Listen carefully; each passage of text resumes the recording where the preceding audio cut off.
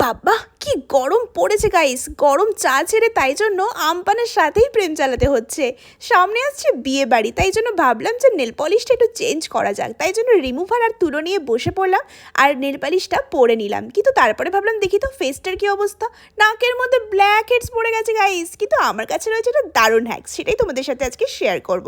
নিয়ে নিলাম একটু চিনির গুঁড়ো এবং তারপরে নিয়ে নিলাম 1 চামচ মধু, আর তারপরে নিয়ে নিলাম একটু লেবুর রস।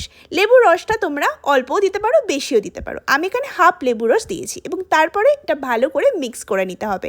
এবং তারপরে মিক্স হওয়ার পরে তোমরা কি করবে, এটা ভালো করে পরিষ্কার ফেসে নাকের ওই জায়গাগুলোতে ভালো করে দেবে এবং ঠোঁটের কাজগুলোতেও ভালো করে দেবে।